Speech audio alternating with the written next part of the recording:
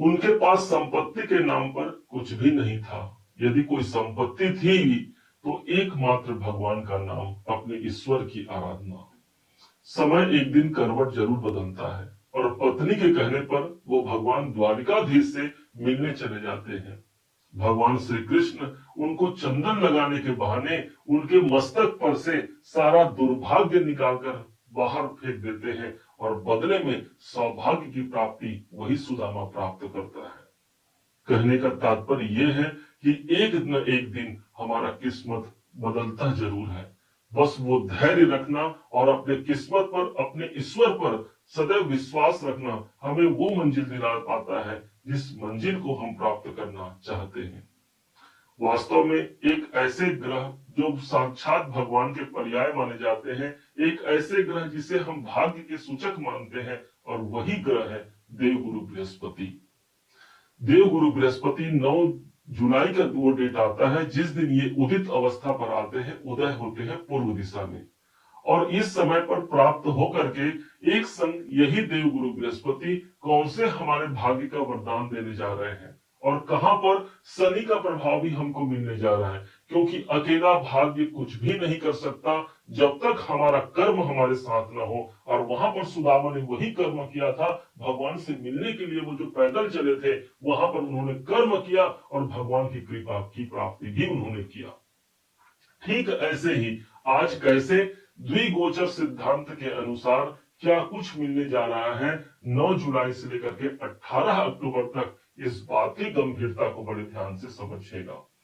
ये समय, इस समय को लेकर के हम कुल 4 एक प्रेडिक्शन देने जा रहे हैं। एक 4 ऐसा घर है जो इस समय पर सबसे ज्यादा प्रभावी होगा, और शायद यहीं से एक नए भाग्य की शुरुआत, एक नए भाग्य की जागृति को हम देख पाते हैं। आइए शुरू से ही शुरुआत करते हैं। 15 मई सन 2025 का वो दिन था जिस दिन देवगुरु बृहस्पति का गोचर ठीक चतुर्थ भाव को छोड़ करके पंचम भाव पर 3 नंबर की राशि, बुध की राशि पर इनका प्रविष्ट हुआ था। अब यहाँ पर देवगुरु बृहस्पति को 12 जून को भगवान सूर्य नारायण के द्वारा अस्त कर दिया जाता है, और ठीक 6 जुलाई को ये पुनः फिर से उदित हो जाते हैं। परंतु बाल अवस्था पर होने के कारण 3 दिन यूं ही चले गए, और अंततः वो समय आ गया जिस समय पर ये पूर्ण रूप से उदित होकर के अपने जो आगे की यात्रा है इसको आगे बढ़ाएंगे। अर्थात 9 जुलाई से लेकर के 18 अक्टूबर तक देवगुरु बृहस्पति कुंभ राशि के एकमात्र पंचम भाव पर अपना प्रभाव बना करके रखेंगे। सबसे पहला प्रभाव, जो शुभ प्रभाव इन गुरु के माध्यम से मिलेगा, क्योंकि गुरु जाग रहे हैं अर्थात भाग्य जाग रहा है, और वो घर हो गया आपका पंचम भाव। 5वां घर वो स्थान है जो हमारे प्रारब्ध को प्रदर्शित करता है। यही स्थान है जहां पर गुरु बैठे हैं। पूर्व जन्म कृतम पापम व्याधि रूपेण बाधते, अर्थात पूर्व जन्म में हमने जो कर्म किया है वही इस जन्म पर हमको शुभ या अशुभता के रूप में हमको प्राप्त होते हैं। यदि अशुभ फल मिले तो वही अनेक प्रकार के व्याधियों को जन्म देता है। क्योंकि गुरु यहाँ उदय हो रहे हैं, इसलिए भगवान की कृपा यहाँ बनती है, और जो पूर्व के जो अच्छे संस्कार हैं, जो अच्छे कर्मों का प्रतिफल है, वो कुंभ राशि सबसे ज्यादा मजबूती से अगले 4 महीने में प्राप्त करने जा रहे हैं। पंचम भाव जागृत होना, इसका मतलब ये भी हो गया कि संतान संबंधी, संतान की प्राप्ति यदि चाहिए वो कार्य पूरा होता है। संतान को लेकर के कोई चिंताएं बनी हुई हैं, उन चिंताओं से मुक्ति के लिए एक अच्छा ये संकेत मानिएगा इसे। गुरु का पंचम पर जागृत होना, इसका मतलब आप शिक्षा में यदि संलग्न है, शिक्षण संस्थान से जुड़े हुए हैं, एक अच्छी अनुभूति आप कर पाते हैं। गुरु स्वयं नॉलेज है, पंचम भाव स्वयं हमारी बुद्धिमत्ता है। इस समय पर एक नए संकेत हमको प्राप्त होते हैं जिससे हमारा नॉलेज हम बढ़ा पाते हैं, नए ज्ञान के अवसर मिलते हैं। और इस प्रकार ये जो पंचम भाव है आपके त्रिकोण में होने के कारण एक बड़े भाग्य की जागृति के लिए गुरु का हमको संकेत मिल गया, इनके शुभ प्रभाव मिल गए। दूसरा परिणाम जो प्राप्त होता है ये ठीक 9वें भाव पर होता है। यहाँ से देवगुरु बृहस्पति की 5वीं दृष्टि पड़ती है, और जिस राशि पर पड़ रही है ये शुक्र की राशि है। अब होना तो ये चाहिए गुरु की दृष्टि अपने शत्रु की राशि पर पड़ रही है, कैसे शुभ परिणाम देंगे? तो इसका 2 उत्तर है। पहला कि गुरु की दृष्टि जहां पर पड़ेगी वो स्थान गंगा जल के समान पवित्र हो जाएगा, अर्थात हमारे भाग्य भाव पर पड़ रही है, भाग्य के स्वामी की दृष्टि पड़ रही है, इसलिए मेरा भाग्य प्रबल हो गया।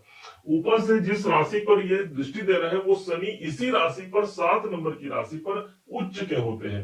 अब जरा आप देखेंगे तो शनि देव स्वयं गुरु की राशि पर बैठे हैं, अर्थात यहाँ शनि और गुरु के मध्य एक एग्रीमेंट होता है, एक अनुबंध होता है कि भाई शनिदेव आप मेरे द्वितीय भाव को अर्थात धन भाव को मत बिगाड़ना और मैं आपके भाग्य भाव को नहीं बिगाड़ूंगा। फलस्वरूप जो इसका लाभ मिला वो जातक या जातिका को स्वयं प्राप्त हो गया। इसका जो शुभ परिणाम होगा नवम भाव जागृत होना, अर्थात कोई दूर की यात्राएं हो सकती हैं और उस यात्राओं में हमको लाभ होता है। नवम भाव जागृत होना अर्थात भाग्य हमारा समर्थन करेगा, सपोर्ट करेगा। हम किसी कार्य को करते हैं और उस कार्य पर करके हमको यदि वहां सफलता नहीं मिल रही है, भाग्य का वहां साथ मिल गया। आप 100 रुपए की योग्यता रखते हैं लेकिन किसी कारण से यदि 50-60 रुपए में ही हमको काम चलाना पड़ रहा है तो यहाँ पर भाग्य की सार्थकता सिद्ध होती है, अर्थात जो मेरा मेहनत है उससे बढ़कर के जो मुझे प्राप्त हो, यही ईश्वर की कृपा है। यही एक ऐसा न्याय है जो देवगुरु बृहस्पति के द्वारा मेरे भाग्य पर पड़ने जा रही है। इस समय पर आप ज्यादा आस्थावान होते हैं, धर्म के प्रति आपकी रुचि बढ़ती है, नवम भाव आपको धार्मिकता की ओर जोड़ता है। यहीं पर जो अगला प्रभाव होगा और वो प्रभाव होगा कहीं और नहीं, सीधे इनकम के भाव पर। कारण होगा देवगुरु बृहस्पति की 7वीं दृष्टि पड़ रही है 11वें घर पर और वहां से शनि के पास जो दृष्टि पड़ रही है वो इनकी 10वीं दृष्टि पड़ रही है ठीक 11वें घर पर, अर्थात जो प्रभावी हुआ वो मेरा 11वां घर और 11वां घर वो हो गया जो मेरी इच्छाओं की पूर्ति है। मन जाहे राचे मिलहि सोबर सहज सुंदर सांवरो। माता जानकी जी को माता गौरी जी के द्वारा वरदान प्राप्त था कि भाई जैसा आप चाहते हैं वैसा आपको वर मिले और यही इच्छाओं की पूर्ति का भाव है, अर्थात जो मेरी इच्छा है वैसा वरदान देने के लिए न सिर्फ भगवान अर्थात गुरु की कृपा मिल रही है, अर्थात शनि की भी कृपा, शनि की भी दृष्टि यहाँ इनकम के भाव पर पड़ रही है। और भूलिएगा मत, कुंभ राशि के अपने ही राशि के स्वामी शनिदेव की दृष्टि पड़ रही है। बड़े लाभ के दायरे बढ़ सकते हैं, बड़ी योजना हम बना सकते हैं, बड़े लाभ हमको प्राप्त हो सकते हैं। कोई अधूरा इच्छा है, कोई अधूरी डिजायर है, वो इस समय पर पूरी हो सकती है। 11वां घर सबसे ज्यादा प्रभावी होता है। यदि इस घर की प्राप्ति ना हो तो व्यक्ति के अंदर इच्छाएं ही समाप्त हो जाएंगी और जब व्यक्ति के अंदर इच्छाएं ही नहीं रहे तो फिर अपने जीवन पर वो आगे कैसे बढ़ेगा। अर्थात ये समय न सिर्फ इच्छाओं का है बल्कि उन इच्छाओं की पूर्ति का होगा। अब अगला प्रभाव और ये होगा चौथा प्रभाव, और जिसका प्रभाव मिलेगा कहीं और नहीं, कुंभ राशि स्वयं आपकी राशि पर ही इसका प्रभाव पड़ने जा रहा है। क्या प्रभाव पड़ेगा?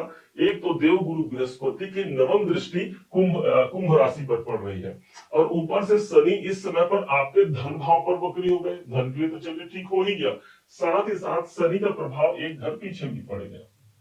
उस हिसाब से भी देखा जाए तो शनि भी इस भाव से जुड़ गए जो कि 11 नंबर की राशि आपका अपना कुंभ राशि है।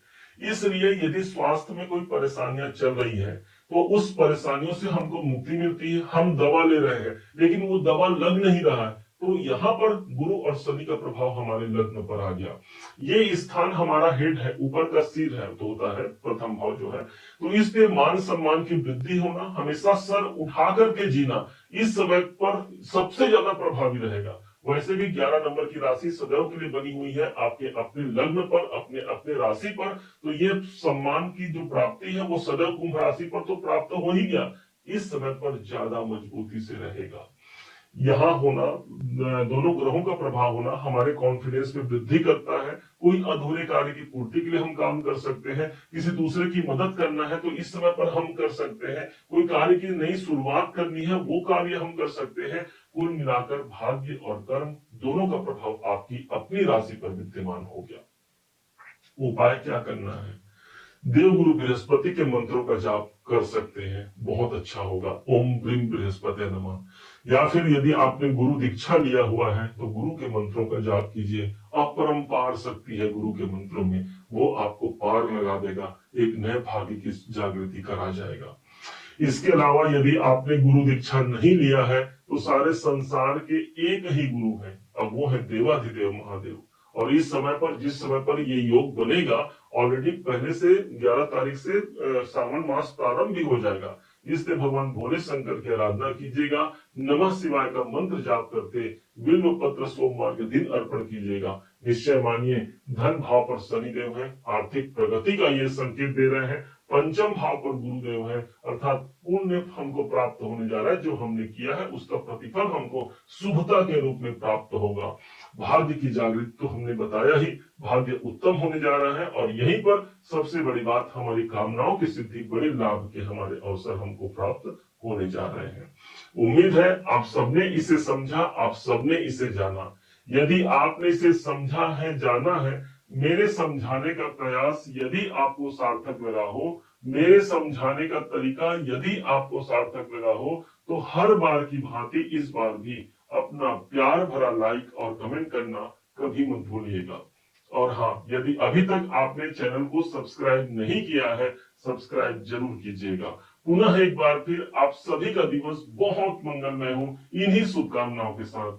जय श्री राम।